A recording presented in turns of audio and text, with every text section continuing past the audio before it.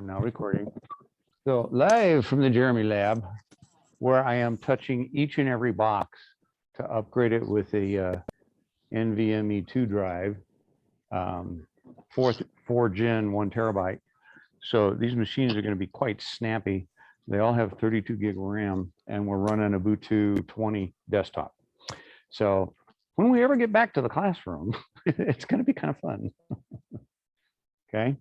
But the reason I want to talk about project management and business tools tonight, we're going to do 2 things. One, I want you to take notes, but I want you to take notes with a specific goal and objective. Okay. I'm not going to ask you to take notes saying, I need to learn this content and barf it on a test. What I want you to do is take notes as you begin to understand business rules and project management. What could have been done to make the beginning of the semester less painful for you folks? Okay. Yet another email. Maybe, maybe not. Like when we got on the campus as instructors, we actually didn't know what the new ad process was. So, you know, having been a project manager in my former life, I can see a lot of glaring problems. The problem with those problems is the way business is conducted in, or I should say at, Yosemite.edu here for both Columbia and MJC and the district office. Okay. So take notes because there will be assignment for you to do that. I will go ahead and I will set that up right now, so you'll have a place to post it. I recommend putting it into a Word document so you can do your spell check, or do it in Notepad or whatever you want. Because what I discovered that when you take notes and you want to keep them, if you like put them in an email or you put them in Canvas, the problem comes along is it didn't save it and it's all gone. So you're going, oh man, you have to start all over from scratch. Okay. So what we're going to do tonight is that I'm going to create a new assignment, and it's simply going to be called the business rules / project management.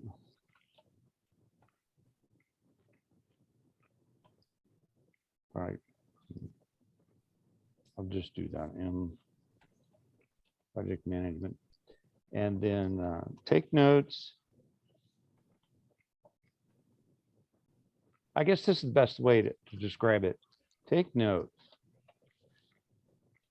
as if you were a high-paid consultant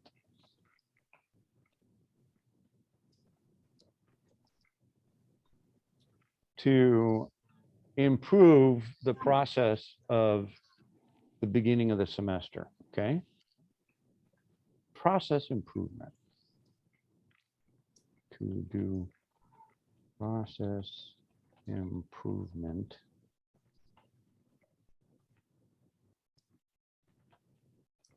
for our choppy semester start. I'm putting this into Canvas, and I'll make it, oh, I don't know. You're helping me out with this too, because I was actually asked to say, would you care to stand in as a project manager? And I said, yes, no. Here's my reasoning. Okay, and this would be a file upload and unlimited attempts, no pre-review. We'll make it due in a couple of days, say Friday the 11th. So Friday the 11th. And so if folks miss the lecture, they'll be able to get the recording and we'll be able to do that. So it'll be due this Friday. And what I want to do is, as you folks are taking notes,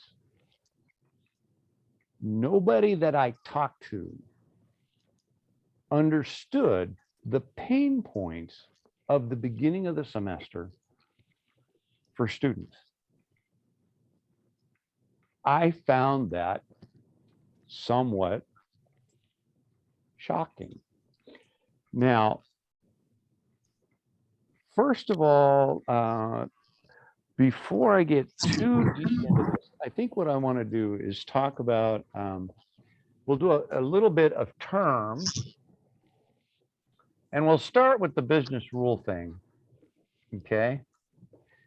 And then we'll talk about some of the pain of the semester beginning, okay? Pain points, very real deal. Then we'll talk some more about project management. And we'll talk at the end, we'll try to put it together and try to, so you can actually wrap your brain around what we're trying to accomplish here. Is that you're going to do a couple of things while you're learning this. You're going to learn new information and you're going to synthesize it right away to solve a real world problem that you have already experienced. And then your feedback I will use to help maybe ask, give it to the powers to be, whether or not they will listen to it is another point. So let me turn off that play sound. Okay, so play sound is no longer there. Okay. All right, let me close this down. Got my screens. All right, so business rules. You can search on business rules all over the web and you can find it. The book that I use is pretty darn simple. Let me zoom in on it. And there are many other resources. There's websites. It says business rules for information system, yada, yada, yada. This is you can probably find it for 12 cents because it's, quote, old, but all the information is valid. In a nutshell, business rules simply means everybody has the same lingo. Here's a perfect example. Yeah, the boss wants a top sheet report. I said, okay, what is it? I don't know. Okay. All right. So you want me to get a report and you can't tell me what it is? He said, yeah, he gets it every month. Okay. Is it called top sheet report in the menu system? No, that's just what he calls it. He wants a top sheet report.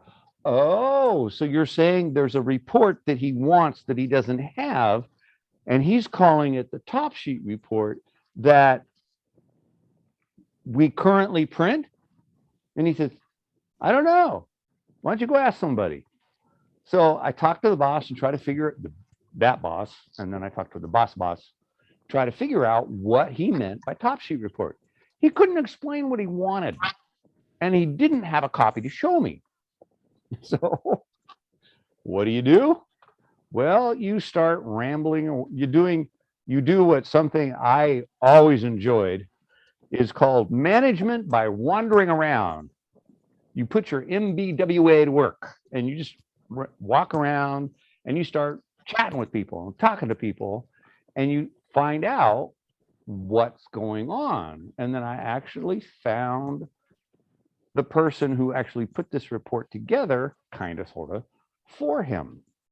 So, here I am talking to, 15 different people, company at all different levels, and found out it was the inventory manager that printed out what they call a materials transaction report, which means material in, material out of inventory and the appropriate costs of moving those items in and out of inventory. They, at the very last page, it had a breakdown of aggregated information, summary information. What she would do is print out that report, rip off the last page, and give it to him. That was his top sheet report. And I'm like, dang, that's easy. Now that I know what it is, I can actually figure this problem out. Okay. Now, here's another real world problem. Now, I'm going to use a lot of business terms because I come from business and you will probably be spending your life in business. So knowing how accounting works and taxes and finance, knowing how that stuff works just makes you better at what you do. Just like knowing how to code will make you a much better accountant or a much better biologist, whatever you go into, okay? So if I told you you're a new hire, and I'll use Gallo as an excuse here, because I just got a LinkedIn invite from somebody over there who knows some of my former students. And I said, oh yeah, sure, I'll connect. Because that's another thing I guys want you to do is LinkedIn is create your LinkedIn profile. And over the years, I've never really asked for a grade, but this time I'm going to, because I want you to do it. And then I want you to show me you did it. And then you can do that by saying I connected to you. Okay. But anyway, side note, Gallo, you get a new hire. You're coming in and you're saying, okay, I want you to write an invoice register report. You go, oh, cool, my first assignment, I'm going to write an invoice register report. And you just start coding away. And your office just happens to be sitting next to the accounts receivable people, the people who receive the money, okay? And you say, hey, what's an invoice register report? Oh, that's just by month. It shows us all the invoices that came in. And if they've been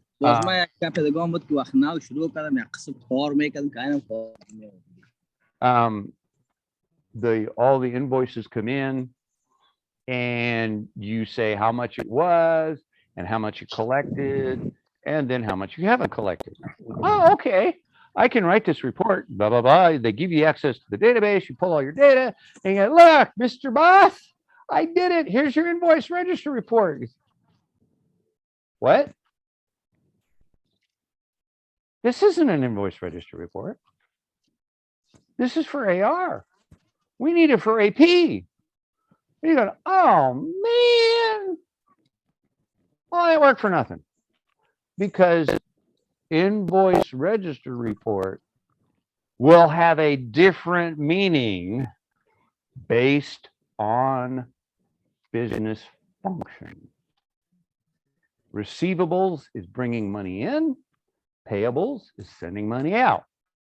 So if you write an invoice receivable report or an invoice, summary report, you need to know who you're talking to. I cannot stress enough is if you get a business request, try to find the person that requested it. Because I can tell you 9 times to 20 or 9 times to 10 or whatever that term is, 9 times to sunder, is if you sit with the person, what they're asking for is probably already on the system and they just don't know how to use it. And then you can show them and you can close the ticket and you don't have to write fresh code. So which is fine, writing fresh code is fun, but it doesn't always solve the business problem. Oh, sweet. All right. Okay. Now, all right, what I'm going to do now is now that we're started, I'm going to enable the waiting room. So if we get new folks coming in, I will have to physically admit them because I have seen a couple people flash through.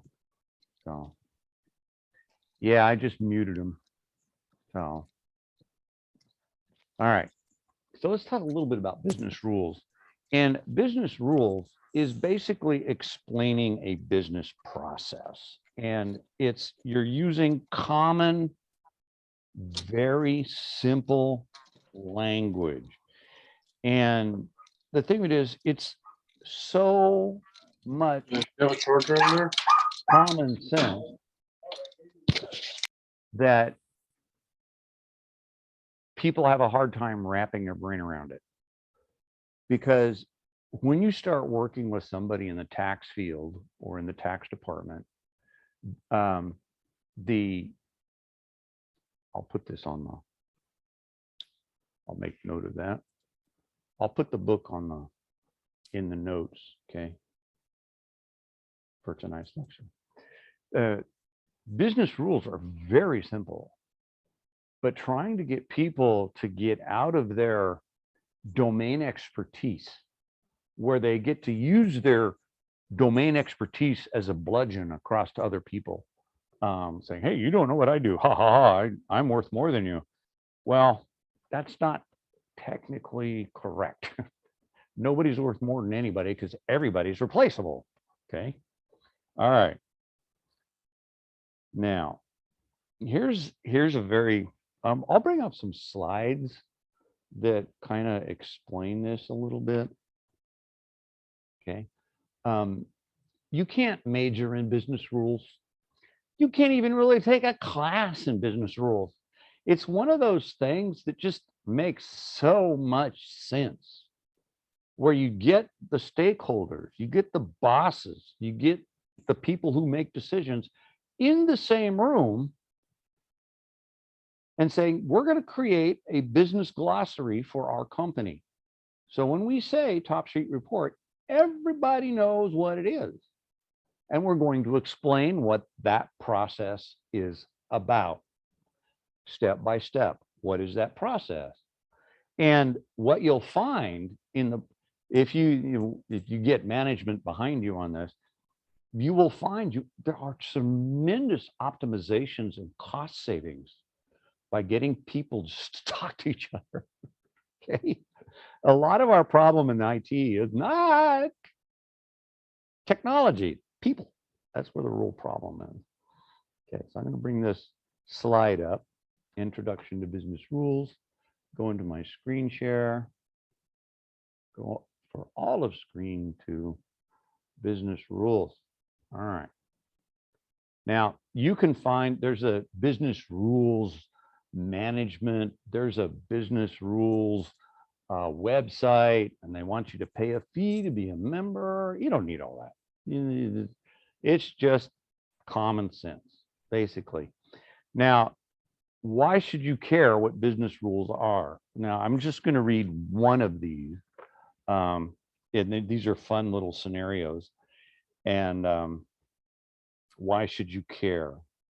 I'm going to read the first one. It's a new banking service. And it talks about, all right, a powerful information systems ought to be able to stimulate new business ventures. So let's brainstorm a couple of possibilities. Here's an idea for a new banking service. 10% of the accounts will be handled correctly without error. Most customers will be subject to unpredictable, unexpected bank charges after their account has been opened. Access to funds will be unpredictable and subject to arbitrary delays. A significant proportion of transactions will fail to be posted for the majority of the accounts. At least 10% of the accounts will just disappear, leaving those customers without funds. Would you use this bank? Heavens, no. Well, this is what happens in IT development. Let's do this new banking system, and everybody goes off and does their thing, and the communication isn't there. There has been a shift that happened around, I would guess, 2008 2010. Before 2008, you could safely say 50% of all IT projects were going to fail for a myriad of reasons, okay? Which means millions and billions of dollars just went nowhere, okay? They went to the consultants, as Dilbert calls them, okay? The consultants to come in and bleed money out of the system. I don't really care if it works or not, which is why you have to, when you're a project manager, you have to get things in writing that are legally binding. So if they screw up, you can sue them, okay? Because it's going to happen. Things are going to go wrong, okay? But this concept of business rules is this. It's a compact statement about an aspect of business, okay? Now, let's explain this just a little bit. A rule can be expressed in terms that can directly be related to the business. Simple, unambiguous language that is accessible to all interest parties. Even the line worker on the shop floor should be able to understand everything about your business rules as much as the management team, okay? Business owner, business analyst, technical programmer, so on and so forth, okay? A business rule actually boils down to yes or no. So what do we do when we code? We use decision, if, then, else. We use for loops, so on and so forth. A business rule should basically do the same thing, okay? All right. So basically, the summary is a business rule is a statement that describes a business policy or procedure / event expressed at the atomic level, which means that it cannot be broken down any further. When we pay an invoice from our company account, this is the process, and you want to make it as clear and unambiguous as possible.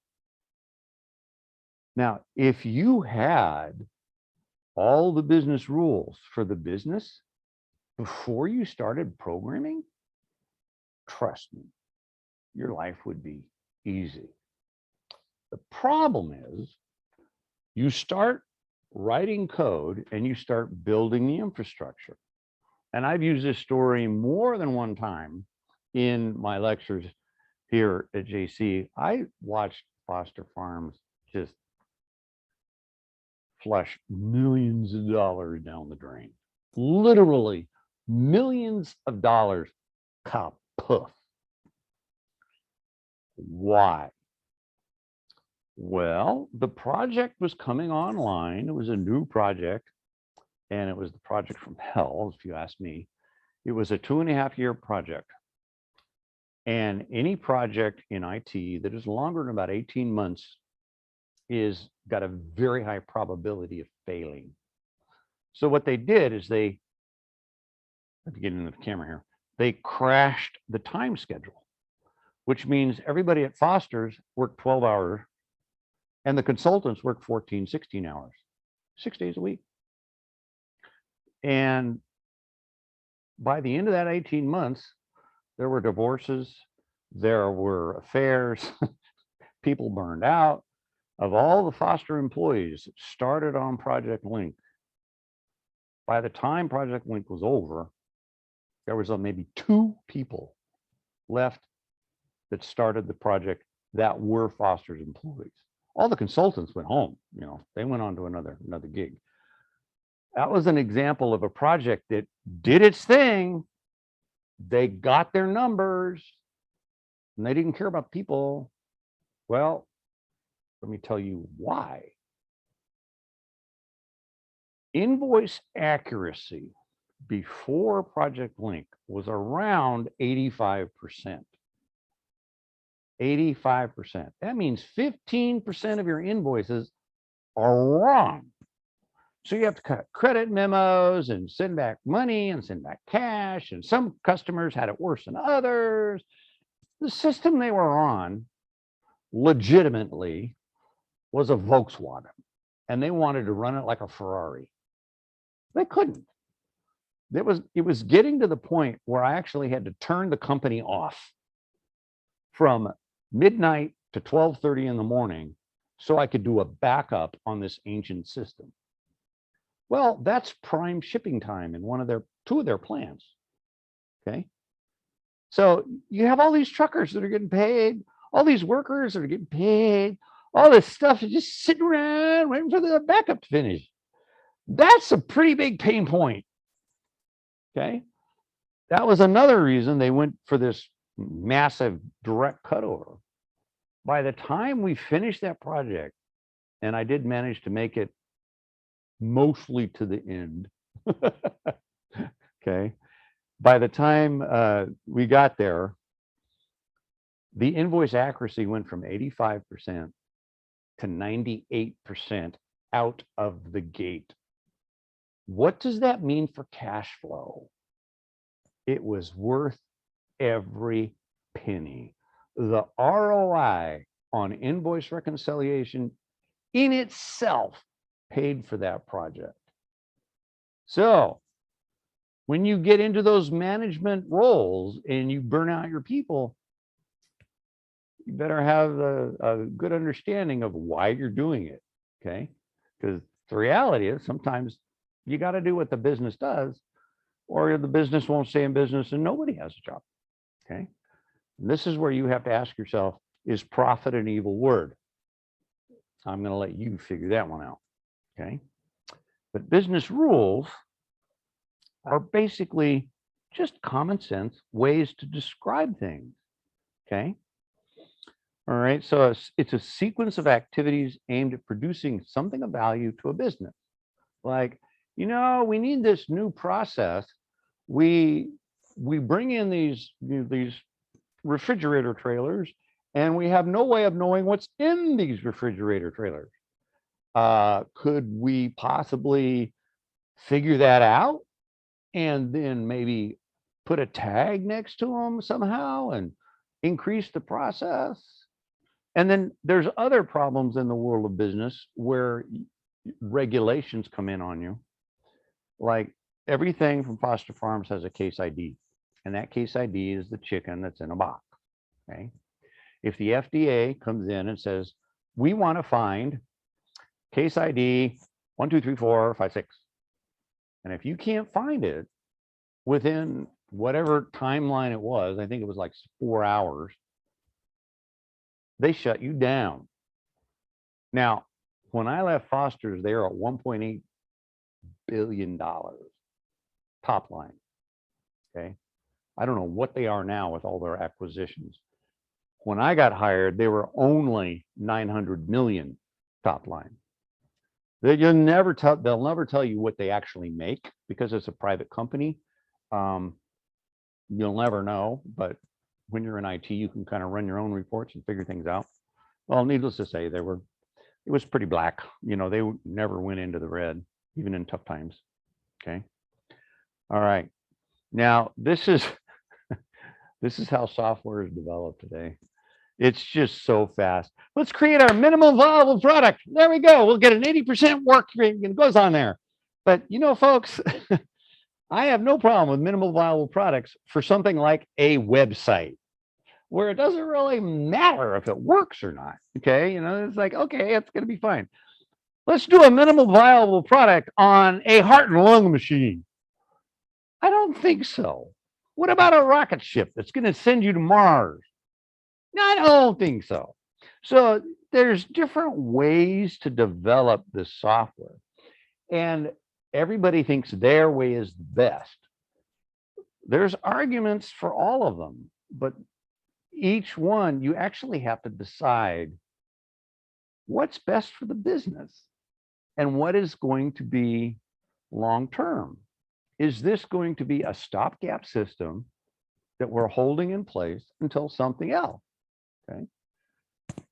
Those are the decisions you have to make. And if you have business rules laid out, you can actually avoid a lot of these pain points. Okay. All right. So you're beginning to see that business rules are just pretty common sense. And this is, I saw this so much. Quick, start coding while I go find out what they want. Oh, this is so cool. It's shiny. Let's use this new thing called Bootstrap or Vue.js. It's so pretty.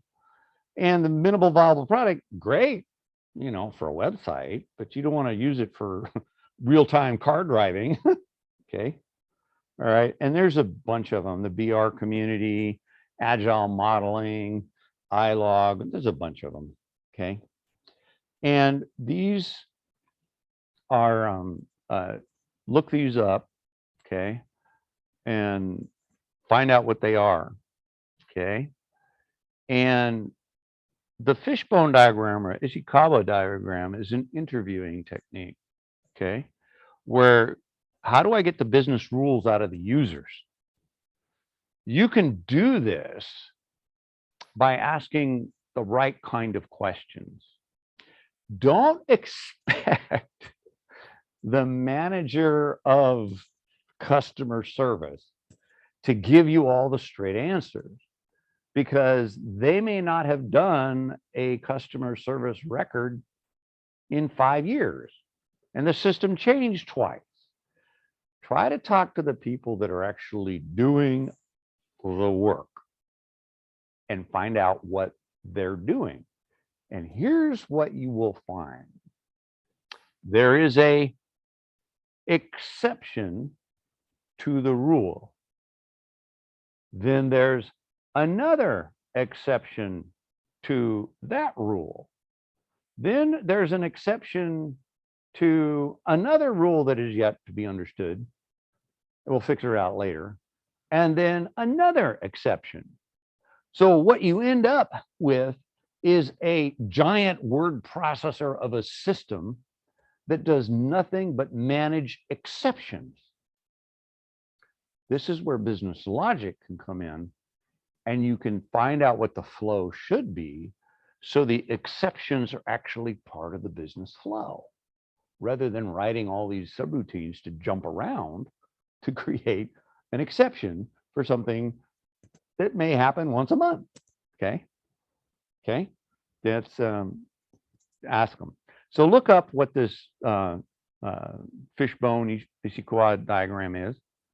And the Zachlin framework is basically a truth table to help you get started on where to get things started. Okay. And business rules don't use anything fancy. It's true, false, and or. Okay. That's it. Does it process do this? If so, when? What are the conditions? Or if and whatever. It's nothing complex, but getting people to simplify things. Sometimes they don't want to simplify it because it makes them feel trivial. This is a true story. There was a lady at Foster's, and she went on cancer leave, and she was in charge of reconciling the checkbooks. This poor lady, she would take all the checkbook registers in hard copy, and she would type in all the checks. Okay. Then she would use her adding machine to add all the checks together, add it to the checks, put the total into Excel. Honest to God truth. When she went out on cancer leave, she never did come back for many reasons. Okay. But basically, I automated her job with about 3 Excel macros. They went to the bank, pulled down the register, formatted it, reconciled it, sent an email. Some people like doing that kind of work. There's a place for them. Personally, if I have to do it twice, it's time to write a program so I don't do it again. Okay. That's just, you'll find different personalities and different jobs. but that's something to consider, is not everybody is working at their optimal, okay? Most of us are average, face it. Somebody put on a bumper sticker somewhere. God loves average people. That's why he made so many of them. That always hits my funny bone. Okay. All right. So let me hit admit for these two people that are sitting there. Okay. All right. Now that we got through, you know, kind of get the idea about business rules. You spend 30 minutes, even 30 minutes on business rules, you'll get a really good feel for it. It is not hard if you know how to write code. If you can code your way out of a paper bag, you can figure out business rules. It's not hard. Okay. You will find stuff that makes it hard so they can charge you a consulting fee, but that's all fluff. Okay. Now, so we get an idea. Business rules is about the terminology and the glossary of the company you're working in. Okay. And now let's go to some pain points that we had at the beginning of the semester. Okay. And remember, you're taking notes to help me write code, or not write code, but write a suggestion so people can actually, maybe they could do projects a little better around here. I can tell you a few things about projects in academia in general. They are always resource constrained. There is never enough money to do it right. But somehow there's always enough money to do it over. Okay. Do it right, do it once. But that's not necessarily a motto that our IT folks even get to follow. Okay.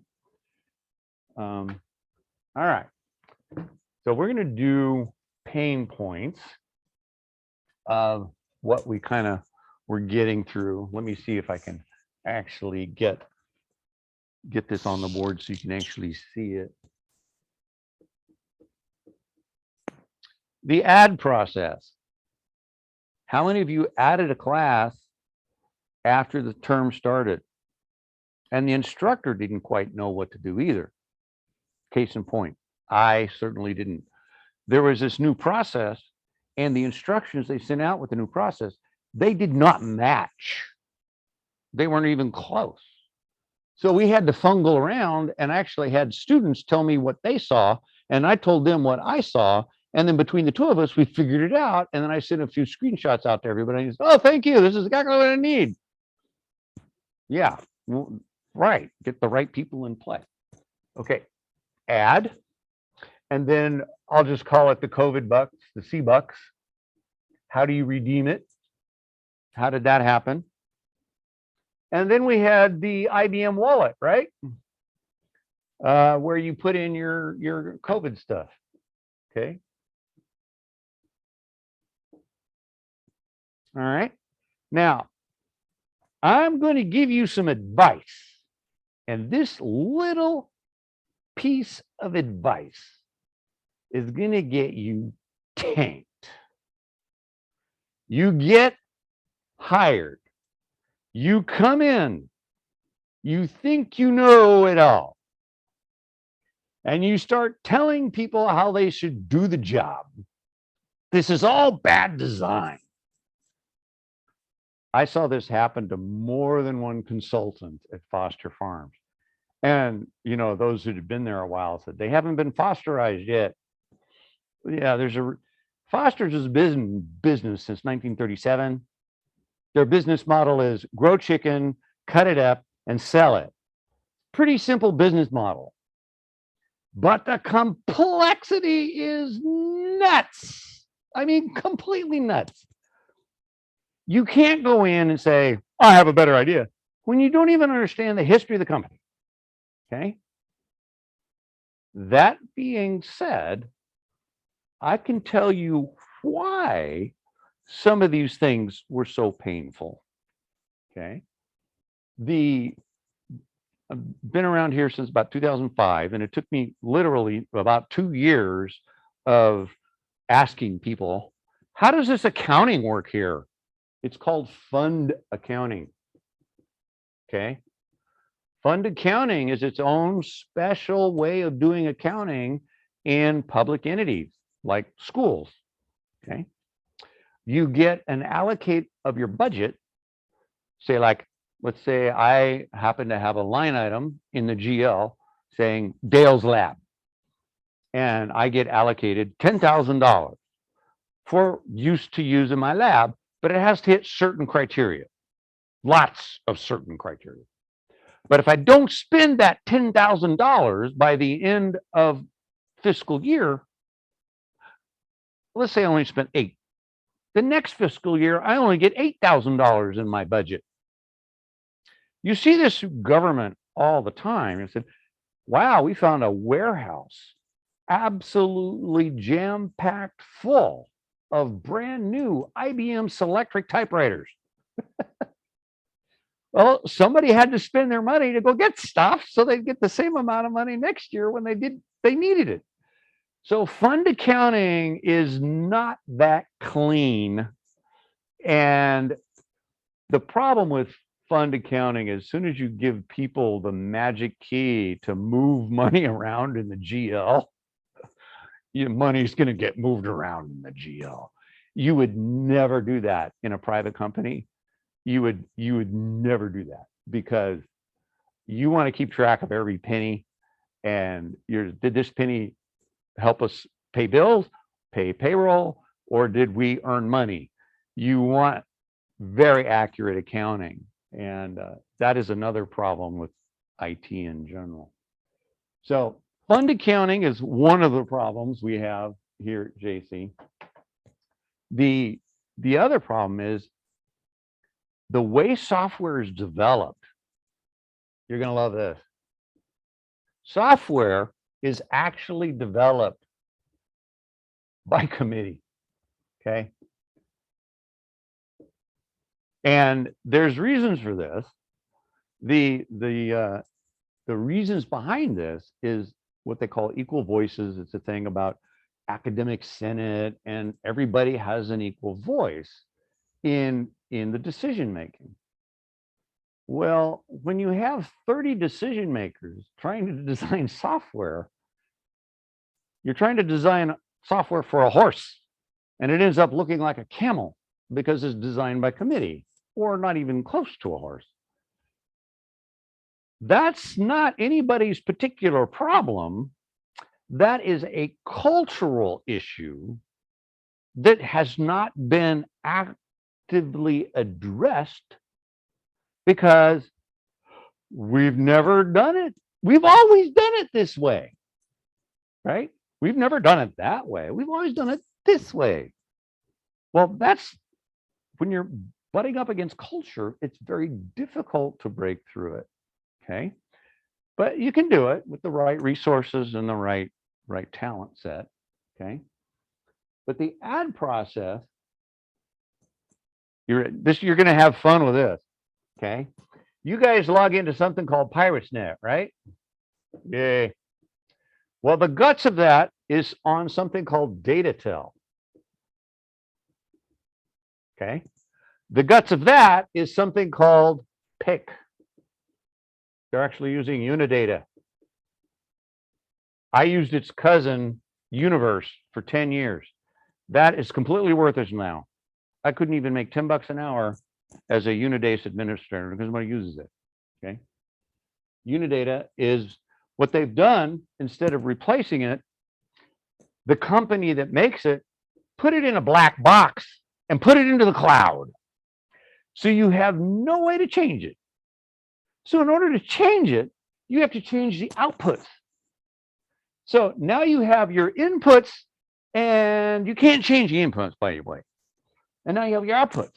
Now you have to have duplication of data and splice the data together to be able to come up with the business logic that you need to solve this particular problem. Well, one of those outputs is now something called eLumen, which connects to the ad cards. So you have to get outputs from Datatel as inputs to eLumen, which it isn't designed to do it this way, to be able to do the ads. And we wonder why we can't figure out the process. I am just Joe Average here. I've just been in the IT game a really long time, and I see these patterns pop up.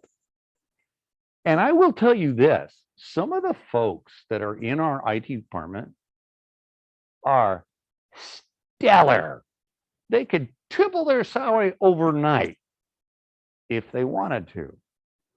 But they stay here because they like the people they work with and they believe in what they're doing.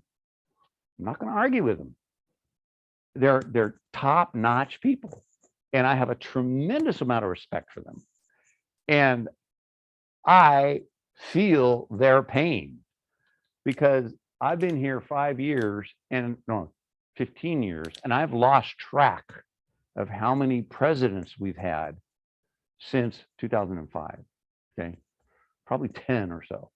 Anytime you have that kind of churn at the top, it's very hard to get consistency in things like an IT department. Like one fellow moved his way up and he implemented all these systems and then left. And then the poor IT guys have to figure out what to do with these systems that are all half implemented and try to make them, useful because they're paid for now. Okay. And the COVID bucks, the problem there, that is directly related to, I would have to say, management, because they implemented this idea 2 weeks, 2 whole weeks before the semester started. Well, let's give the students a discount. We'll give them $250 if they are vaccinated. They can prove it. 2 weeks, and then you're the guy going, how are we going to do this? So you have to get an off-the-shelf solution, IBM Wallet, that is already widely used. It works. So the students can actually upload their stuff. Oh, wait a minute. We have to verify that they are actually a student. So we have to put it behind our Active Directory and double check their email address. And then we'll make sure they're a student so we'll get their address, because you just type it in, right? It just types in. You can type in whatever you want for your address, but it won't validate you unless it goes to your email and you get the little 2-factor validation to say, okay, yes, you are a student here at Yosemite EDU, and you can put your information in for the wallet, and then we can verify your information. 2 weeks. And then the output of this thing, use RFCs and APIs and all this other fun stuff. Poor programmers in IT were left scrambling trying to get this thing to work, because there were a couple, for a while there, it just wasn't working. And the IBM Wallet did have a longer implementation time than the COVID bucks. But the bookstore and the IBM Wallet, bookstore, oh, by the way, we have a new system on the bookstore. It's called Barnes & Noble, and we have no way of changing anything inside Barnes & Noble. As you begin to see, folks, the complexity just breeds complexity. Embrace it. You're never going to simplify. It just doesn't work that way, okay? The only way you can simplify is start over with a new system that has everything you want, but then it takes 2 years to configure it right, okay? SAP, case in point, okay? All right. Now, how did they get the COVID bucks to work? Well, eventually it came down to this. Once you got your book and you clicked on financial aid, they would verify that you were a student. Then they would verify that you as a student had your vaccination card by way of yet another system, which is My bet, a spreadsheet that was updated by a human somewhere in the company. And yeah, I get it. Submitted it 3 or 4 times. The only real way to make it work is you go to financial aid and say, make this work. And then they have some sort of magic button they push, and it says, okay, you have your COVID bucks. Now, here's what happens. When you go to the bookstore and order your book under financial aid, a human has to prove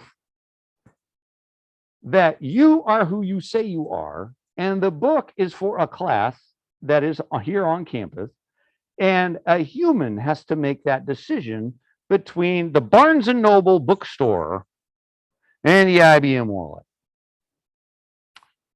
That was 2-week implementation. And we wonder why there were some problems. Okay. Yeah, I get it. This is the kind of thing where management by dictate, and what you'll hear is when you're in the world of business, you'll get this funny thing, management by magazine. I saw this a lot in every company I worked on. The boss would go off to some seminar, some weekly, yearly conference, and get all these new buzzwords and get all these new things. And we're going to move to TQM. We're going to go do balance scorecard. We're going to go.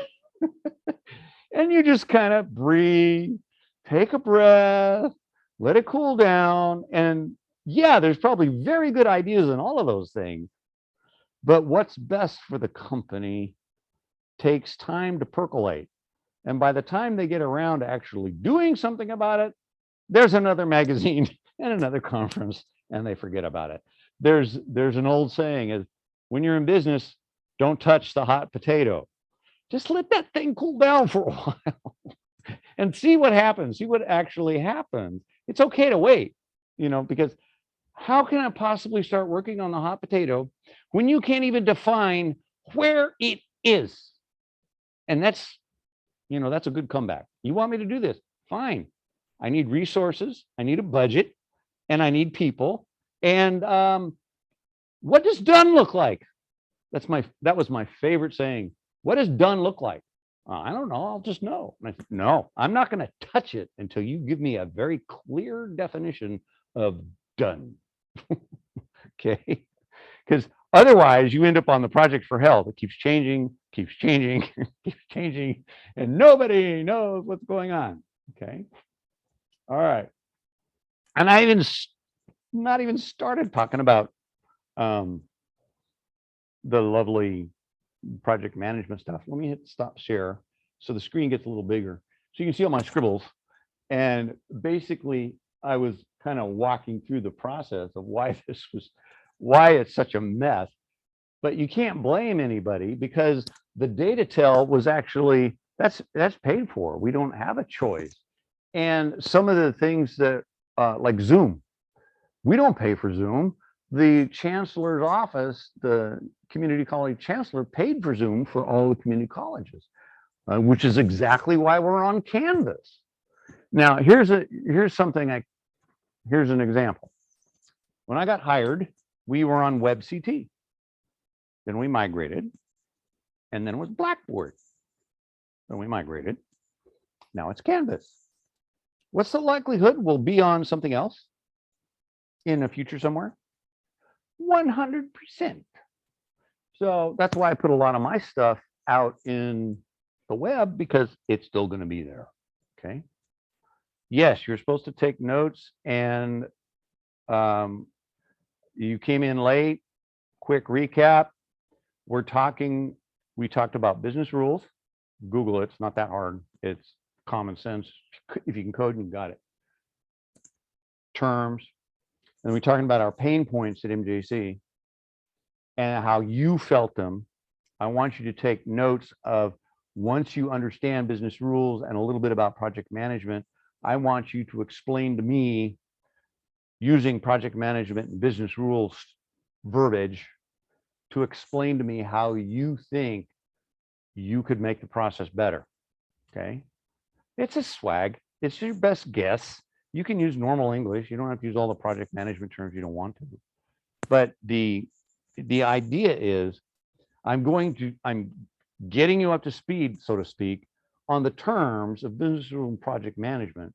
And then I'm immediately having you apply it to a real world problem that you have experienced. Okay. That's the goal of the assignment. Okay. All right. So it's kind of amazing we get anything done, isn't it? It's just kind of scary in the big scheme of things. All right. Put this down and then I will go here.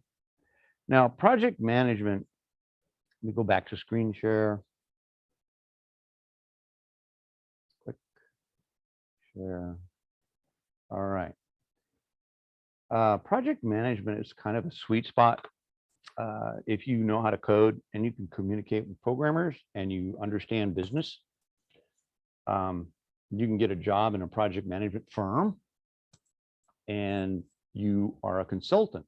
You basically travel 4 days a week. You're home on weekends, travel 4 days a week. The money is phenomenal. I worked with people, you know, back in 2005, 2004, who were making $350 an hour. Now, multiply that by 2,000, you know, that's how much it is a year. That's a lot of money. Because basically your hourly, if somebody's making $10 an hour, multiply by 2,000, that's how many hours you typically work in a year. So they would make 20,000 a year.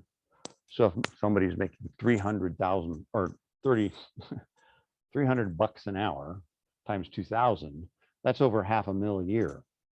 That's a lot of money. Okay. And a lot of people do it for a few years, then they get burnt out and they go home. Project management is not for the faint of heart. Okay.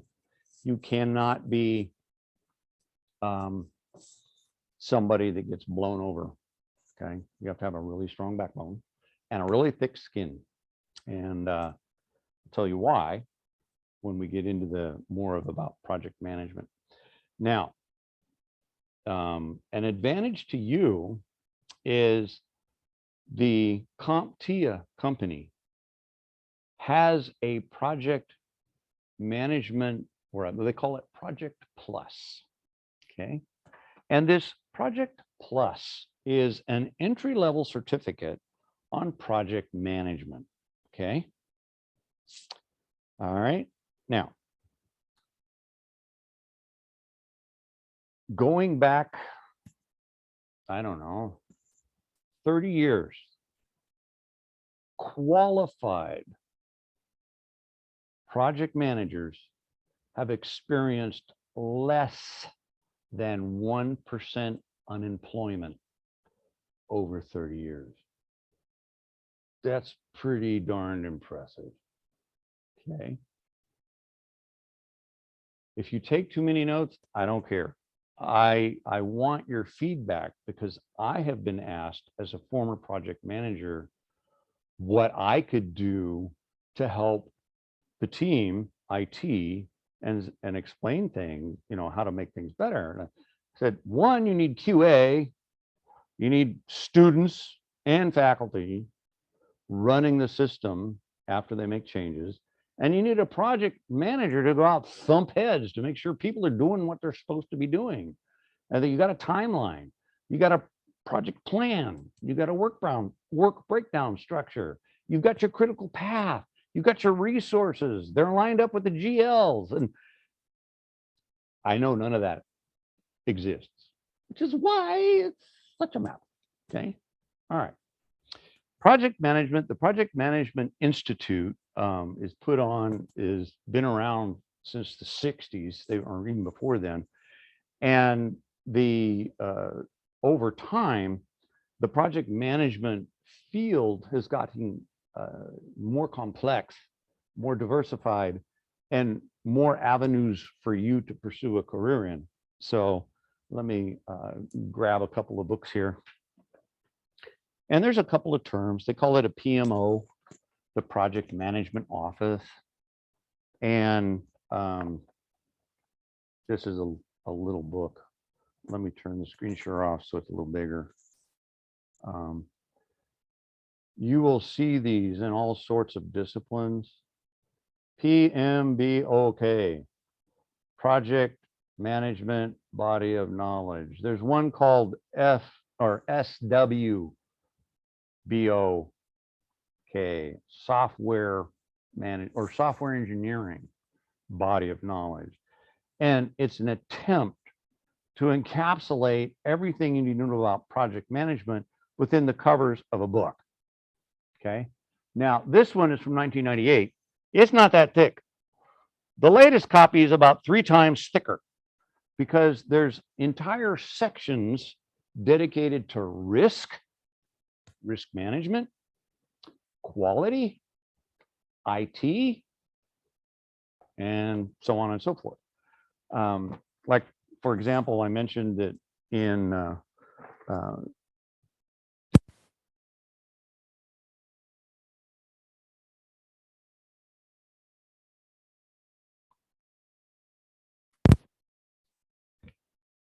sorry, I unplugged my cable by tripping over it. I knew it was too long. Okay.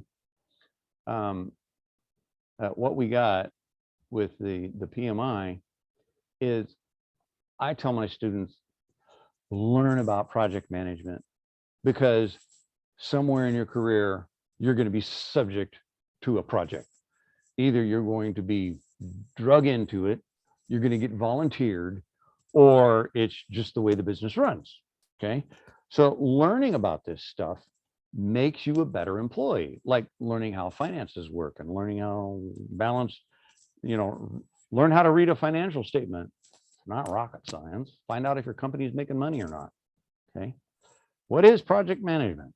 Well, it's pretty straightforward. The Project Management Institute is at pmi.org. They do have the ability to do student stuff, so you can register and pay yet another fee to become, the project manager. If you have your ACM account, your $19 a year for ACM, Safari has, maybe 5,000 books on project management. Okay, so and videos and courses, things to prep you for the PMI exam. I have literally a stack of certifications, probably 3 inches thick, of stuff I've learned and forgot in my IT career. The project management test was hands down the hardest test I ever took, and was the only test I didn't pass first time. I had to take it twice. I missed it by 2 points. 3 weeks later, I passed it by 2 points. That 3-week differential represented close to 30 or 40 hours of nothing but study. It's a very difficult test. One, I think it's overly complex, but the thing it is, they don't want the Novell certified engineer problem, where if you were an excellent test taker, you didn't have to know anything about Novell and you could pass the test. Okay. I actually met engineers that could pass the test, but they couldn't do anything. So those days are pretty much gone. They've moved from this rote and barf type testing to scenario based. Here's your problem. What are you going to do? Okay. So it's a lot more realistic.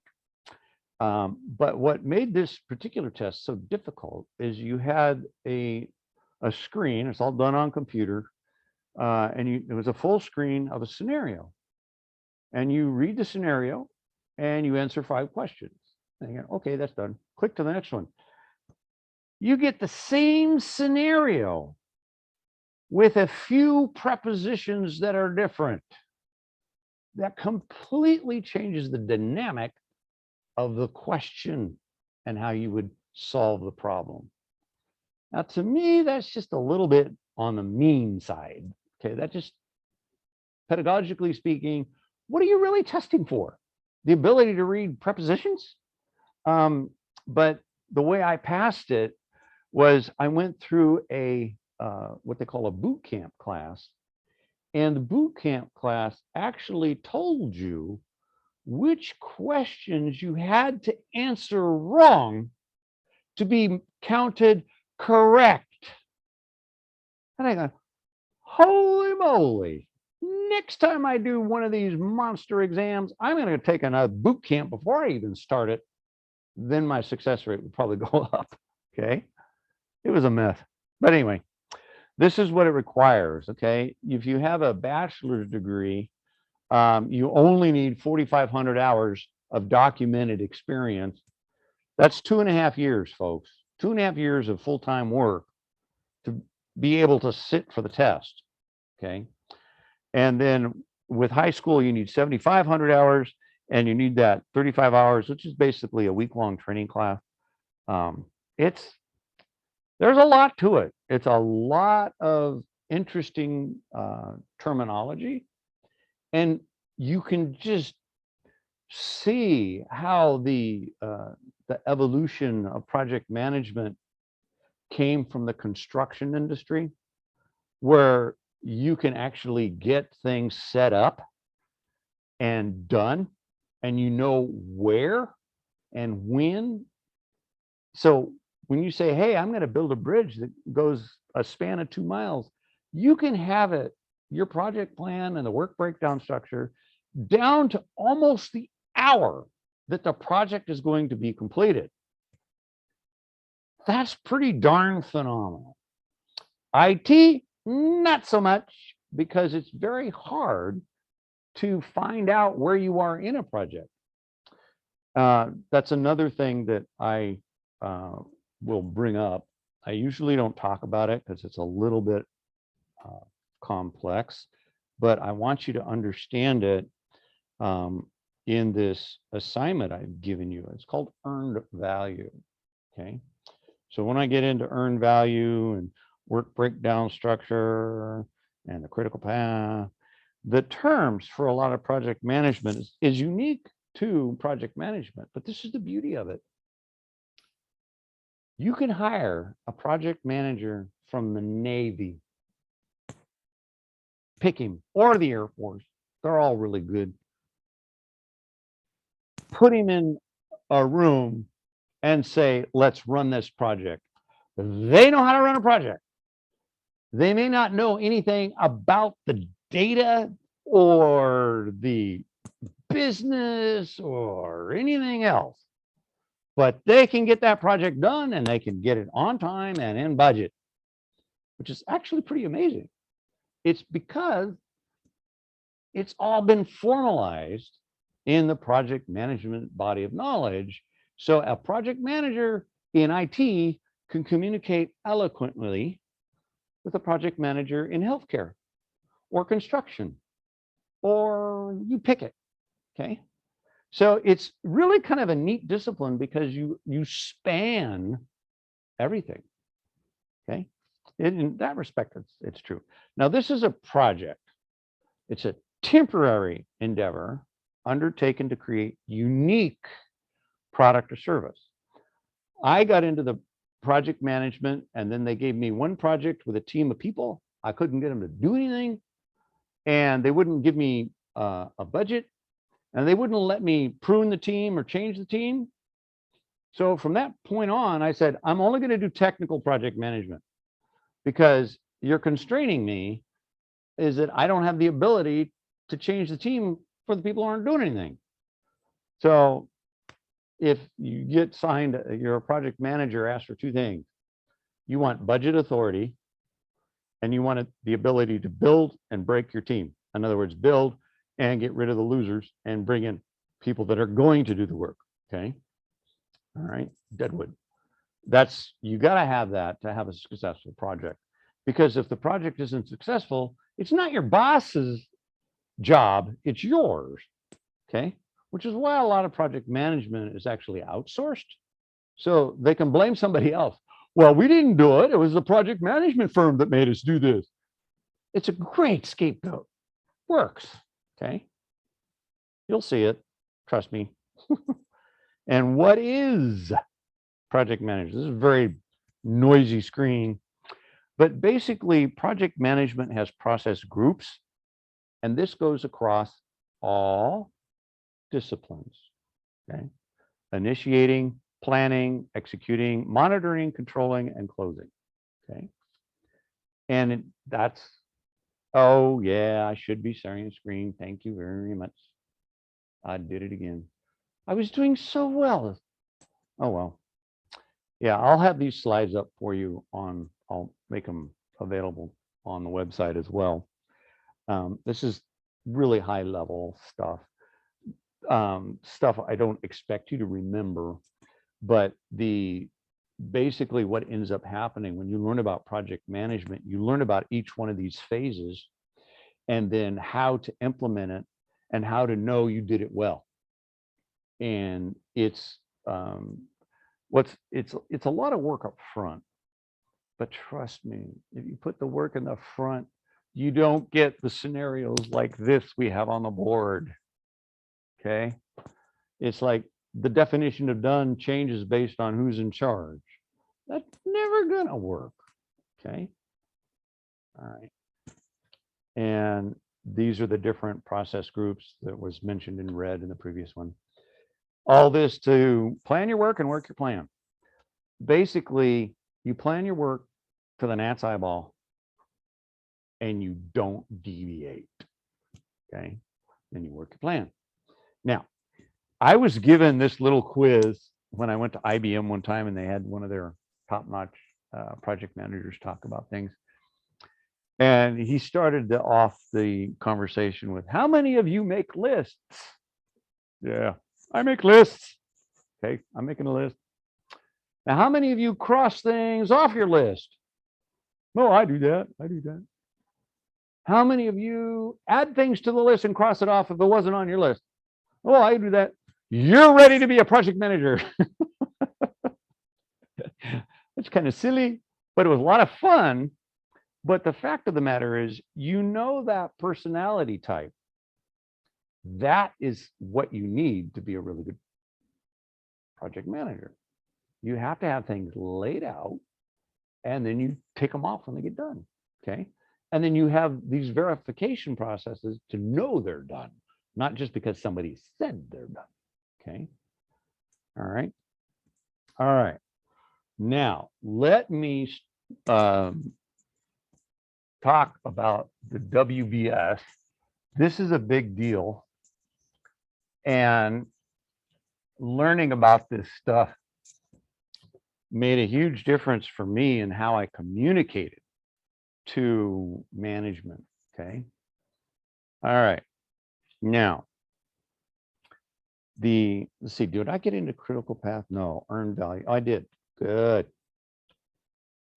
All right. So what I will do is I'll start scribbling on the board a kind of a scenario here. A work breakdown structure is comprised of work packages.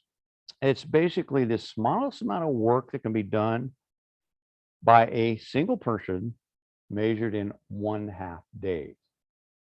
Okay. And basically what one person can do in about 4 hours. So if you think about the last time you wrote your program or did anything like, hey, I need to write this term paper, you just wrote it until you're done, right? How many hours was it? Well, it could have been an hour, it could have been 300 hours, it could have been 15 minutes if you ripped it off the web. Okay. So you kind of have to know what the people on the line, so to speak, are doing and what team member can actually do that work. Because sometimes you'll have employees that you're required to work with in your team. They cannot do that work. So you have to find other things that they can do, like maybe something in the administration side where they're managing the cost, maybe they're managing costs for the project or something. Okay. All right. You got to find where people's strengths and weaknesses are. So it takes time as a project manager to have the team well oiled to make it work. Okay. So a work breakdown structure is a body of work. Okay. 1/2 day. I guess I better use black because that's not very dark. Okay. And I realize, you know, when I'm finished with my slides here, I'll go back to the whiteboard. And then, so what I'll do is I'll zoom in a little bit. So basically all I have up there now is a circle. Okay. All right. Now here's the part I can almost guarantee about our scenario at the beginning of the semester. Nobody knew what they were supposed to do. It was, okay, I'm going to implement this. I think you can do that, but I don't know for sure, but let's give it a shot. Because there isn't anybody running the project, okay? Now, earned value. This is, you know, this is the golden ticket, if you want to call it that, in when it comes to projects, earned value, okay? And I'll explain this a little bit more, what earned value is. I'll come back to this slide because it doesn't make much sense until I get through critical path. Actually, I should swap those slides. Okay, critical path. Let's talk about critical path. Notice my lovely drawing there. It's a mess. Okay, each one of those circles is a work breakdown structure.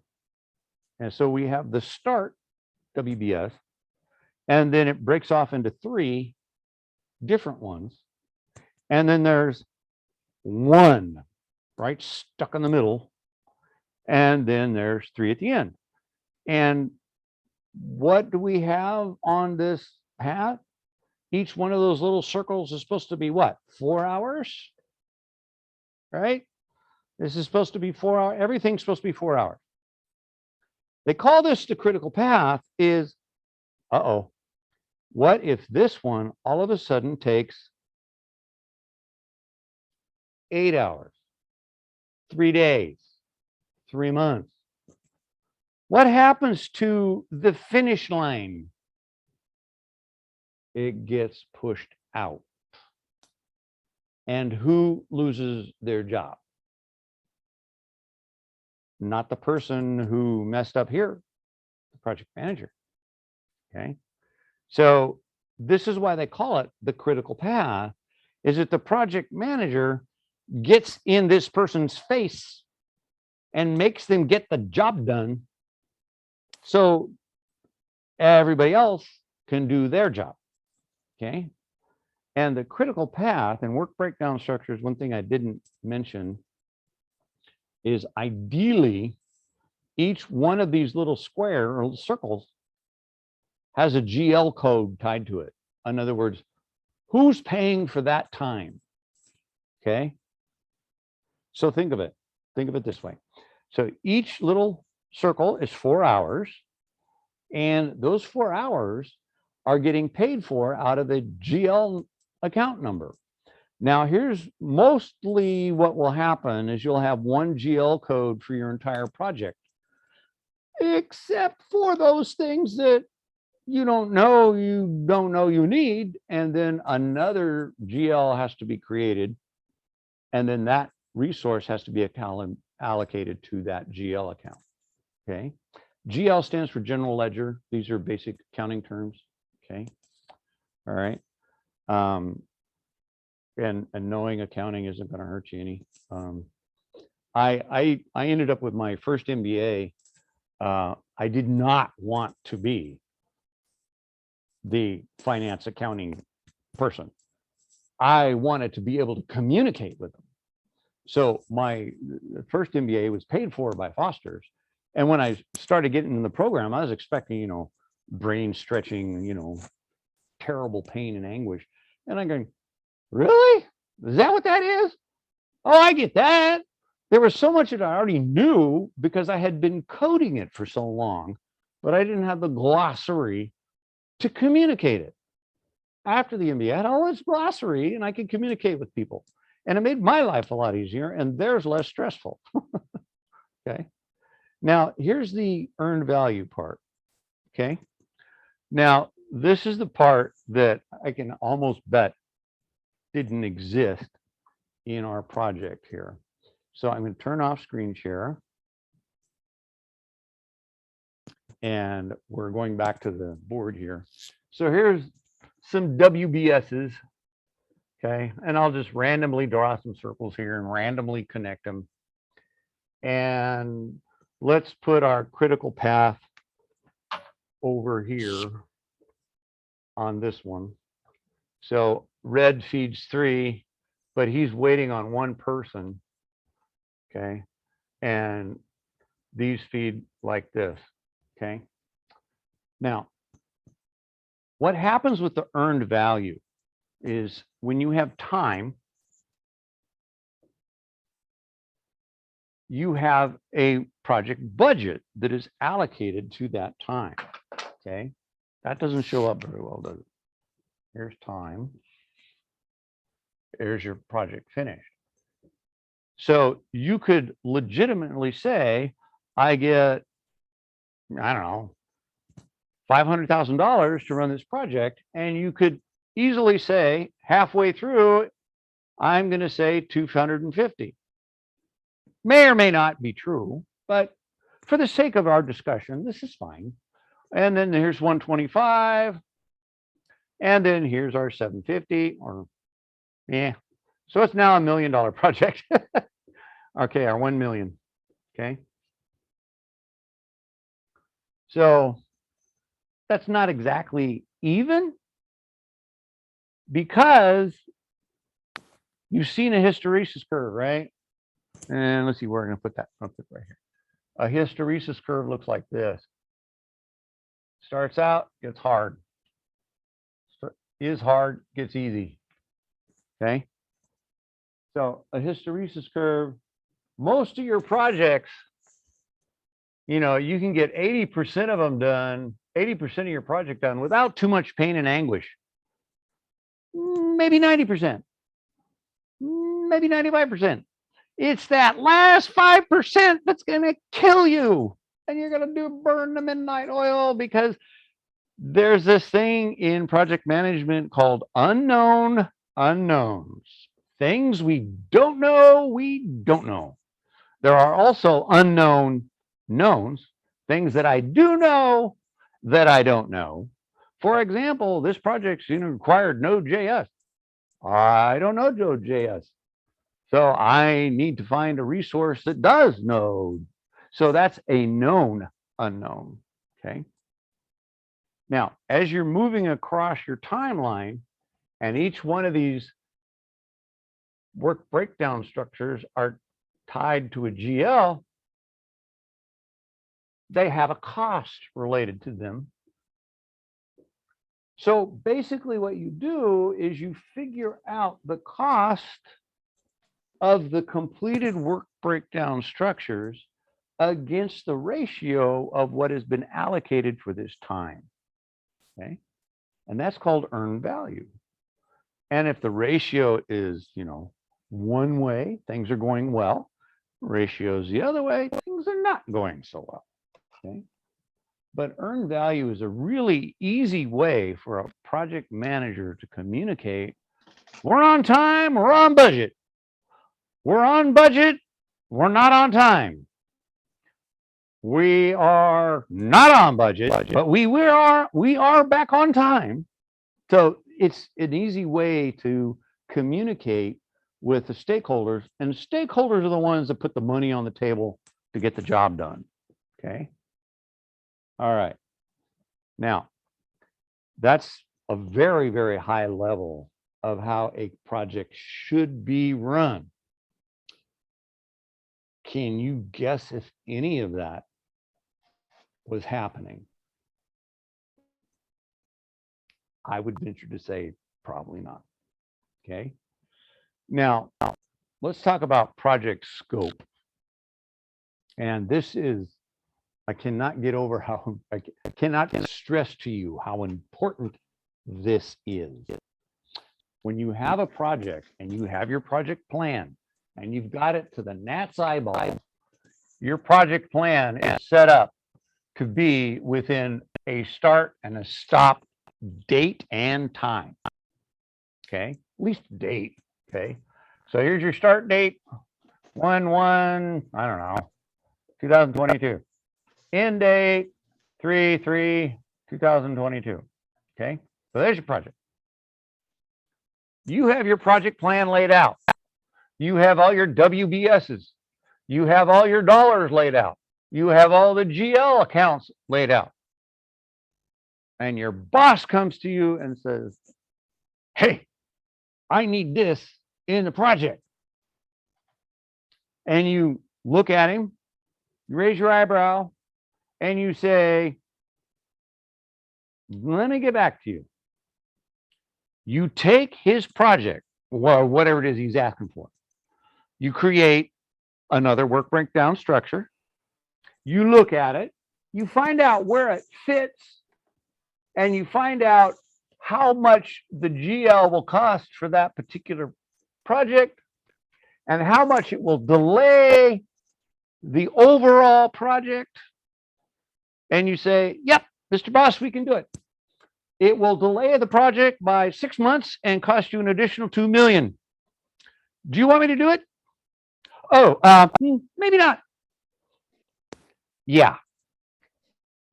That is going to kill you when you start adding things once your project is running.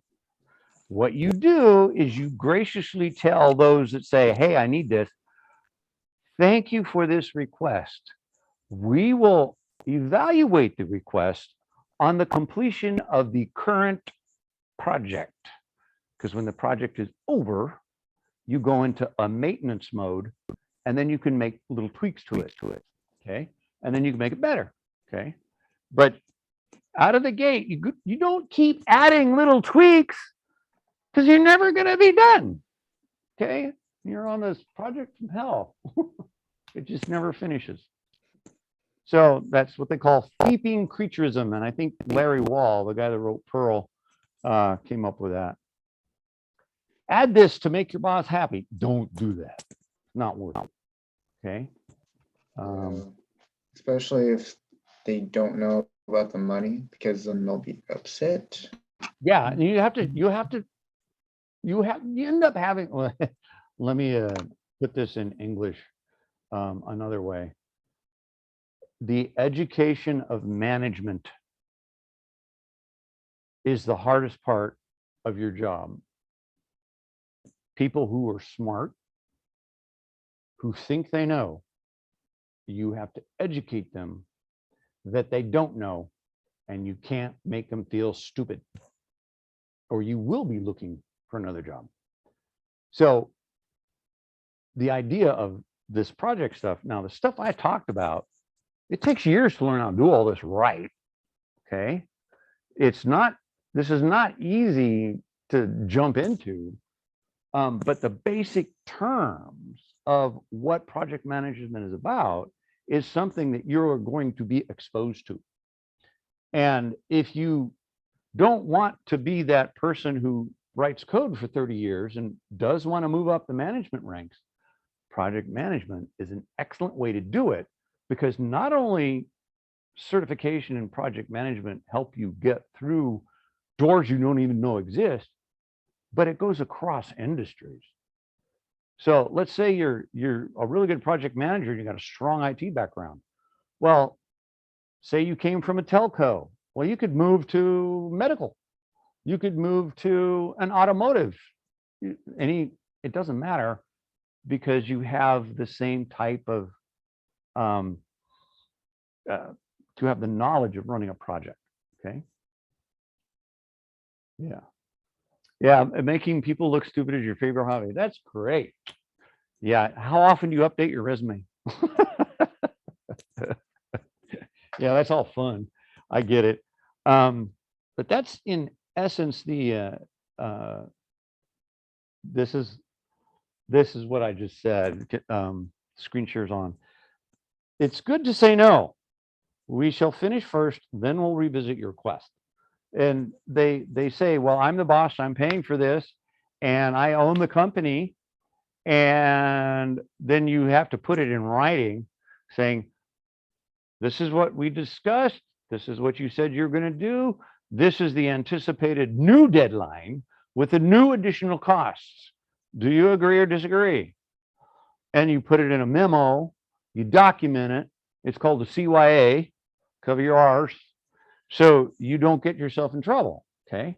Because trust me, they will forget that they asked you for that. They're busy. They don't care. They want what they want when they want it. That's why they're the boss, okay? So that, in essence, is a very quick overview of business rules and project management.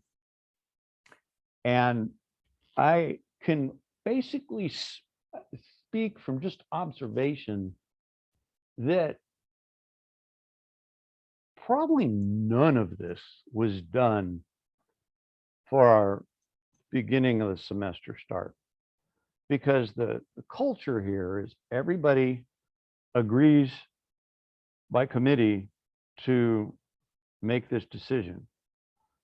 And then when it doesn't work, whose fault is it? Well, it's always IT's fault, right? Doesn't matter what goes wrong, it's always IT's fault. And if the culture doesn't change, there'll be a lot of burnout, and really good people are going to leave.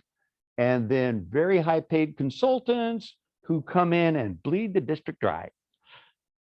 I have seen this happen more times than I care to count. Is people who don't know will hire a consultant to come in and borrow your watch to tell you what time it is. True, it's there. And I saw this so often in all my jobs. And it got to the point where, all right, I know what I want, so I'm going to tell the consultant what we need, how we need to do it. Here's the resources we're going to need. This is all the stuff we need to do. Now go write it up. Consultant writes it up, presents it to the boss, and the boss says, I have a great idea from the consultant. It's the same stuff I've been saying for 2 years. But because this consultant comes in, they're charging, usually it's a consulting firm, it's like $600 an hour. Because they paid for this advice, it's worth something, right? Well, you're just the employee. Your advice doesn't count. It doesn't cost me anything. Yeah, I get used to that. That's a very true, very, very true place to be. Okay. I had fun. I had fun running projects because they were fun to start and they were fun to stop. And you got to do interesting things that were different, and you knew when they started and when they stopped. I like that. But anyway, that is in essence the nutshell of what I wanted to talk about. Now, what I'd like to do is kind of talk about some of the scenarios that you saw in the beginning of the semester for the ads, and I'll start. I had a student who sent me an email saying, hey, I see that you put me on the permission wait list so I can get into your class, but where's the button I push? And then I said, and then he sent me a screenshot. And I go, oh, son of a gun. It's so obvious. But the thing of it is, your eye is following down to the lower right. The button you have to push is this big, monstrous blue oval in the upper right. And it says, continue to process. And has nothing related to your wait list. It just says, continue to process. Of course, the student was confused. He'd never seen that screen before. And I hadn't seen it either. So it's like, okay, we helped each other out here. So what kind of things did you see? How did you get your COVID bucks to work? And you can unmute and jump right in. Because if we talk about it a little bit, it'll make your homework assignment so much easier. because you'll be able to have something to relate to, because not everybody had the same experience. Okay.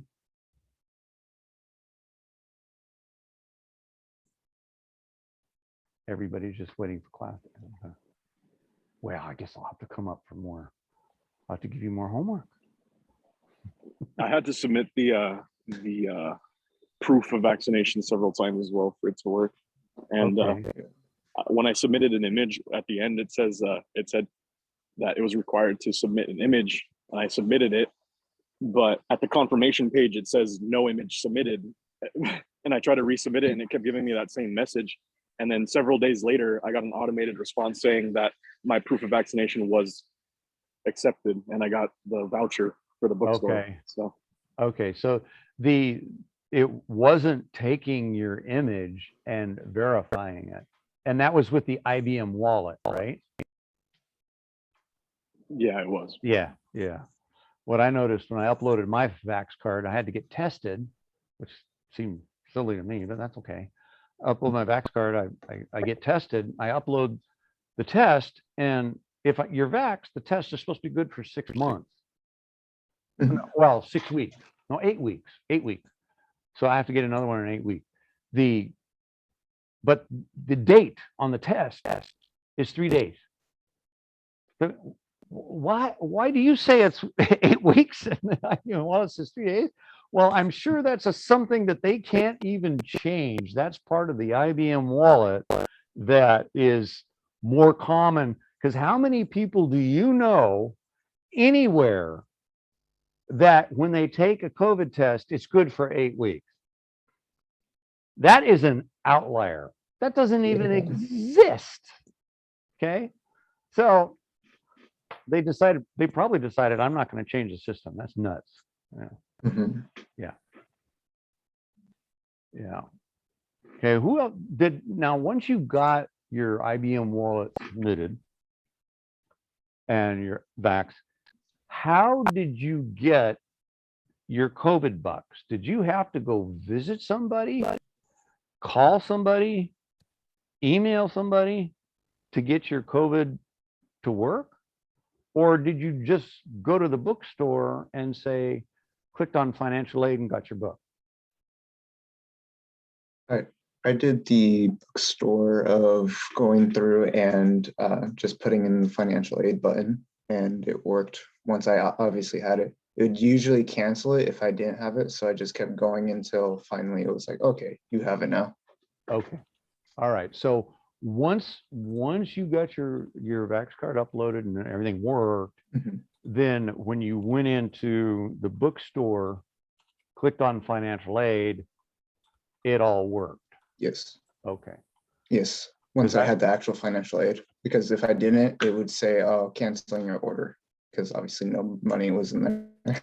I see. So it said, okay, so you tried to do it before the Vax card was acknowledged. It said, okay, we don't want you. Goodbye. Well, that's funny. Oh my gosh. Other things.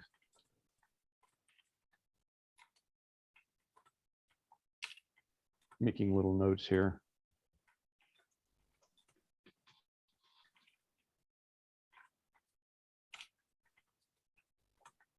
Did you find that the navigation of the system has been easier or harder if you've been here more than one semester? Because they rolled out Illumin for some of the registration stuff. Okay, harder. Yeah, it seems to be the vote. Now, I totally agree with you. Yeah. Now, and I think it's harder not because you don't know it. It's not harder because you're familiar with the old system. I think it's just harder because it's harder. There's just more steps you have to take to do the same thing you could do. Now, one person said easier. Now, the person that said that, Did you have a counselor working with you to walk you through the system? No, actually, I didn't. I'm dual enrolled. I take classes at Merced College, so Oh, I had already seen that system because they used the new system. They've been using it since like 2020 already. oh, the Illumin stuff or whatever it is. Yeah. Yeah, yeah. So to me, I already knew how to work it around and everything. Okay. So it was easier for you because you had familiarity with it Yeah. coming from Merced. Mhm. That's good to know. See, I wish people would ask you guys these questions. Yeah, because I found it harder because there was no training. They just kind of threw you to the wolves and said, figure it out. Like, what? Okay, I can do that, but a lot of people can't. All right.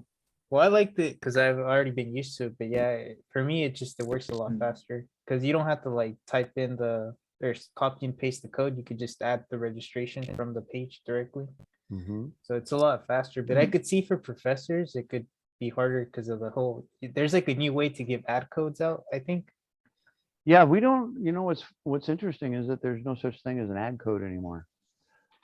So giving out an ad code isn't going to mean anything. They're still trying to figure out how to do this because the problem is when I, as an instructor, want to add somebody, you have to tell me. I don't get anything automated saying, I want to add your class. There's no automation involved unless you are on the wait list when the class opens.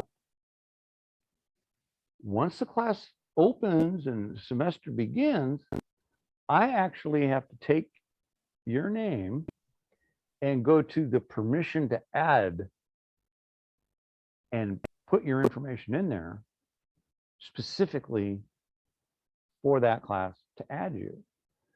And we had a division meeting and we had a little bit of training on this stuff. And it's funny, the lady, she's brand new in the position and people were just turning on the fire hose and it was on fire, man. She was just getting cooked. I felt sorry for her. But she was saying things like, well, best practices do this. I said, we don't even know what best practices is because we can't even do it right once. But I kept my mouth shut. But the issues behind these things, a lot of it has to do with how we get paid as a junior college. The K through 12 gets paid on a daily ADA, average daily attendance. So based on the number of students per day, that's how much money they get from the state. The JC system is you count noses at the end of 2 weeks, and that's your allotment for the year. So if you are not in class in those first 2 weeks and you try to add a class after, the school doesn't get paid for that. So there's a lot of they kind of want to avoid those types of problems because the reconciliation of somebody getting in and then somebody quitting and trying to get all those numbers allocated, because the state is fund accounting. You had 14,000 students last year. Here's your money. And you have to reconcile all those students. And I said, you had 13,000 this year. We're going to reduce your pay. And they have to reconcile and say, no, wait, you're wrong. This is why. It's a mess. There's just no clean way to do a lot of this stuff. But when it comes to following the pennies, that's where it starts. Counting noses at the end, what they call it census. How many students are enrolled? And that's like a golden number. We're going to increase their numbers. Yeah. I'm an instructor. How am I going to do that? Go out and start carrying a placard, take my class. They could get on the other side of this if they used marketing, radio ads. Come on, people, advertise like the big boys. It makes sense. Professor, I actually noticed that community colleges handle the COVID money like differently because Merced, instead of giving out the bookstore credit, they just paid for everyone's books instead of giving the money. And then Yep. it was interesting, like just how you can see how different colleges move around. And they actually do advertise. Like I was on the commute over there and there was like a radio ad that said, oh, like go to Merced College, like we have this such and such programs. So they do advertise, some do. And I bet you've never heard a radio spot from at SUJC. No, because there's more students over here. Yeah. And it's like, you know, Merced is what, 1/5? No, maybe about the third of our size. It's like 80, 70,000 maybe. Yeah, it's you know, the total number of students that are at Merced compared to total number of students here at MJC. And but anyway, yeah, your comments are really good in the chat. I'm going to save this and read this. So if you have some interesting things to add, feel free.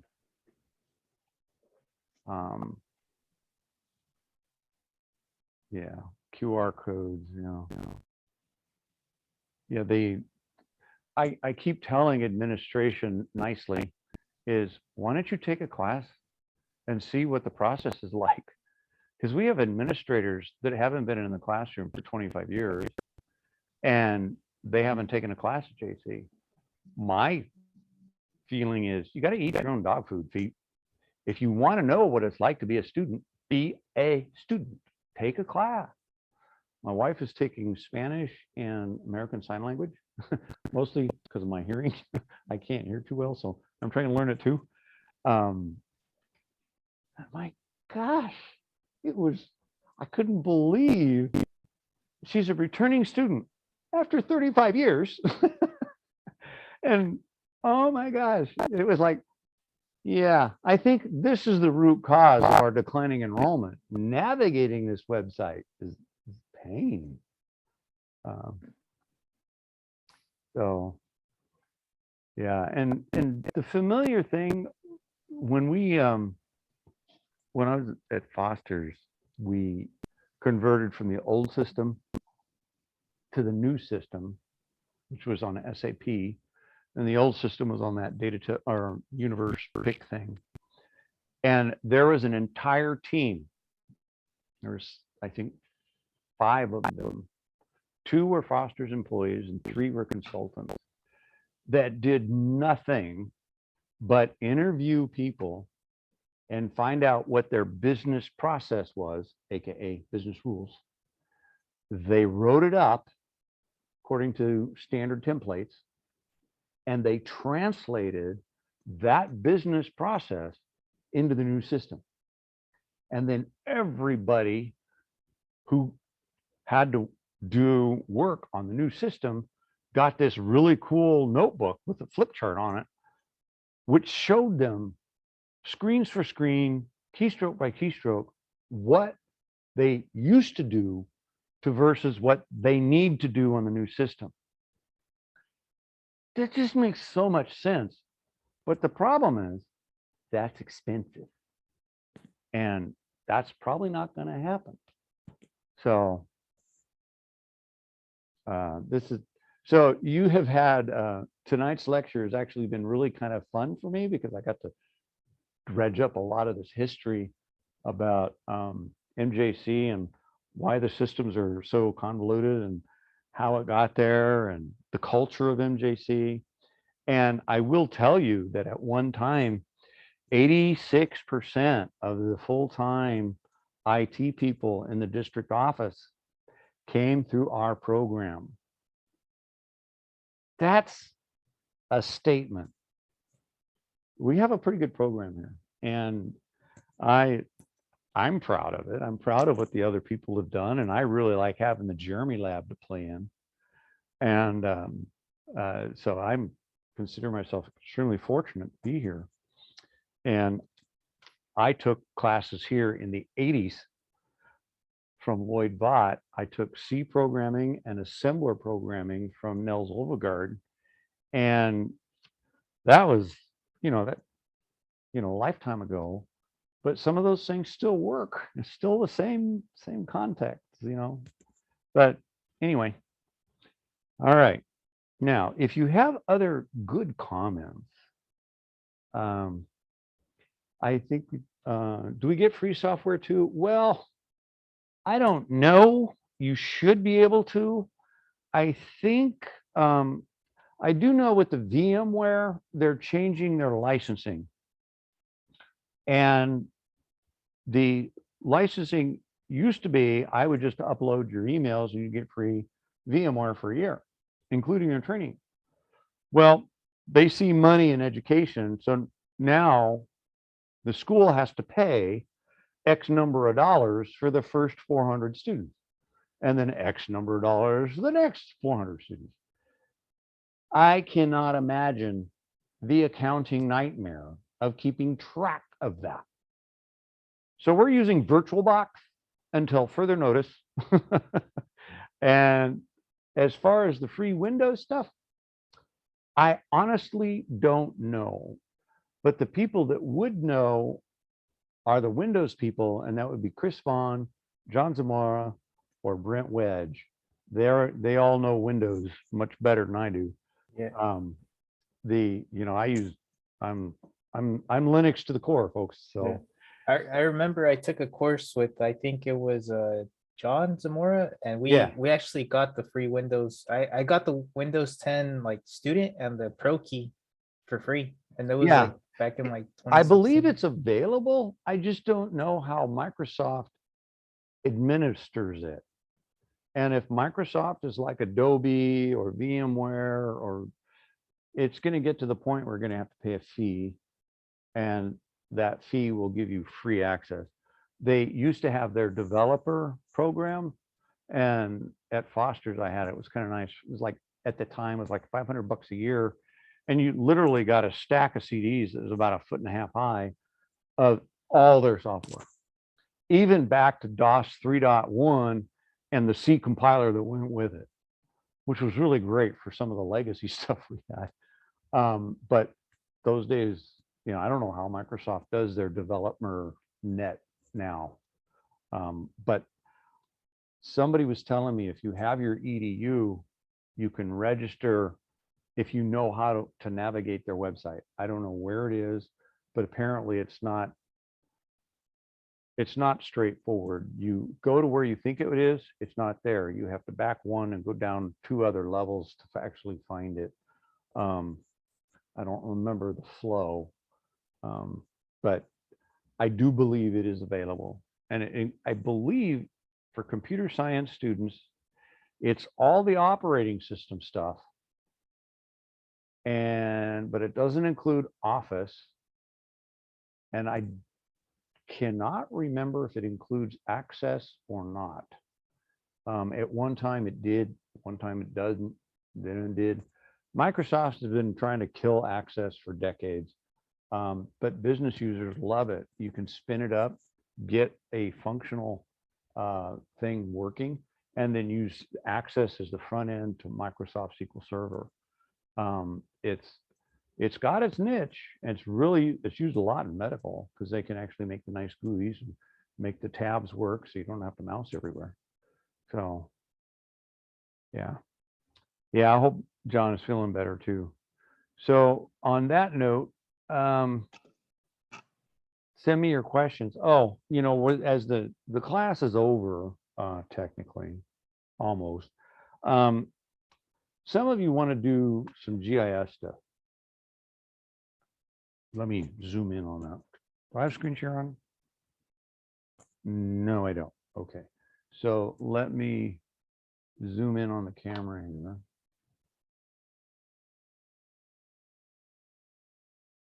I have some of these laying around, and the CAT building is open.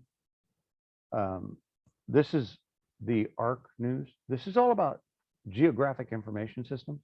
It's about maps. Somebody was telling me they want to do a mapping project with SQL. Awesome. Do it. I will help you.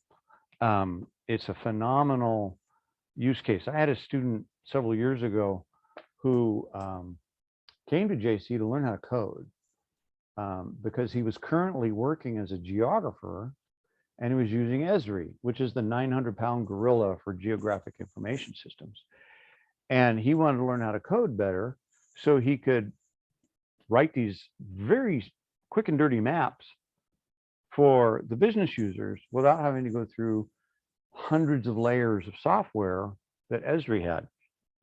Like, for example, he demoed in class how he put together a script and the data from Esri and the data from, at the time, it was San Joaquin County. And he brought up a map of all the light poles that did not work. And the code was maybe 200-300 lines long. It wasn't that complex, but the way it was pulling from Esri and pulling from their data sets at the county and then overlaying it into the map, it was just beautiful. I go, wow, this is gorgeous. This is great. There is a real use case for geographic information systems. Every county, every city has an implementation of some sort of GIS. You can actually major in GIS. Here you would start in geography and then move to a GIS at a four-year school. About maps and people and distribution and why do people live where they do and how do cities evolve. It's an interesting science. One of the geography teachers has on our door says, without geography, you're nowhere. I go, yeah, I kind of like that. Okay. Oh, they said regarding GitHub. Yeah. Let me go back to screen share. And what I'm going to do is, where's my button? Oh, I got to expand that screen. Click on this screen. Click here, click share. Okay. All right. Regarding GitHub, good question. GitHub, especially in the world of software, is going to be worth your time to learn. So I'm going to go to Firefox here, and I'm going to type in GitHub pages, how to, getting started.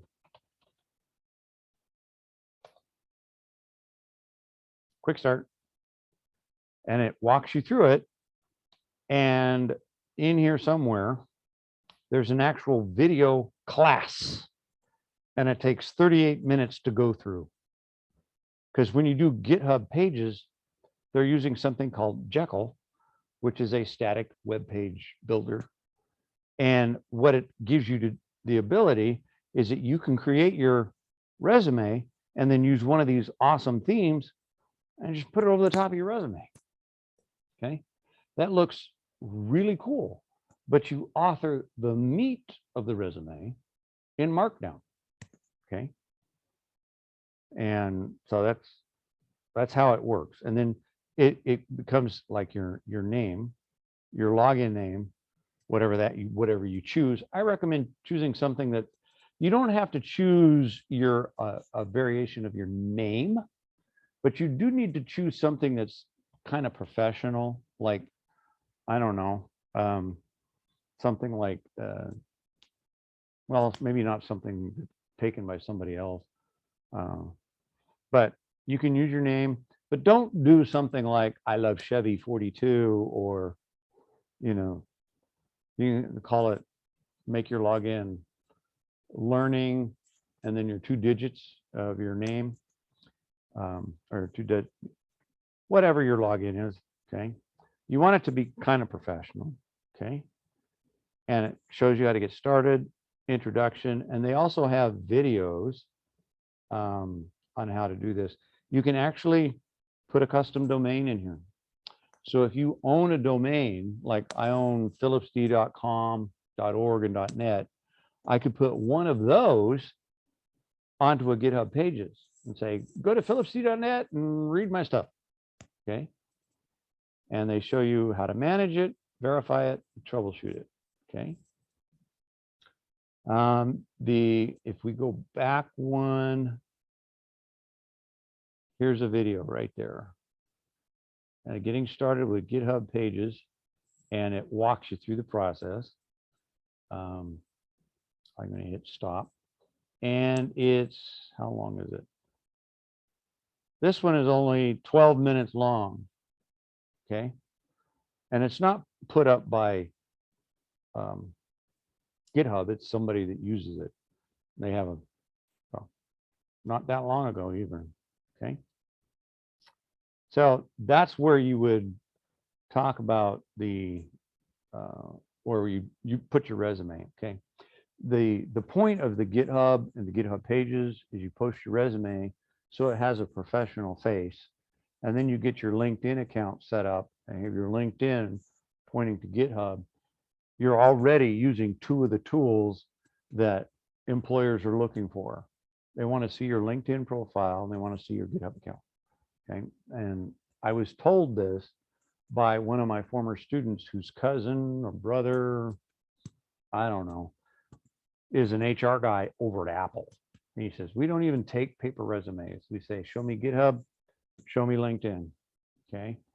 And again, if you know somebody that works there, that's the best way to get in, because companies, yes, if you want to, yes, I would prefer you put your resume assignment in GitHub, because now you actually have something you say you did in this class for your portfolio. My resume is on the web so the whole planet can read it. Okay. Which is, that's a good thing. Okay. All right. And if you read through some of those HR points that I gave you as a PDF, you can steal some of those and make sure you don't do that. Like, you don't want to add bouncing little popsicles like you used to see 100 years ago, bouncing lollipops in your resume. That's just so distracting, unless you're going for an animation job. Then you put a really cool animation in your resume. Show them how good you are. Okay, different story. Okay. So, all right.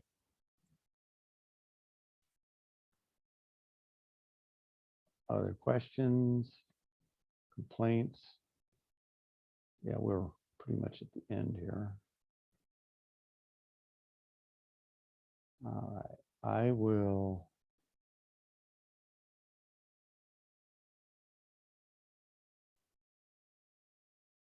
Skimming through the chat here to see what you folks have said.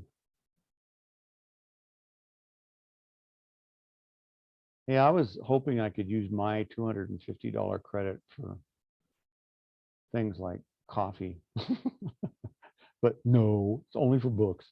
Oh, darn. Okay. All right.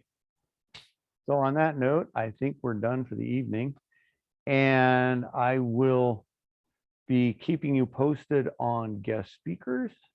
I will probably be pulling one or two videos from speakers I want you to hear, and then you'll take the notes as if they were in front of you.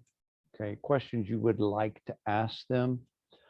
But some of the things that they bring up in their video, I'm thinking of one right now, will literally break your brain.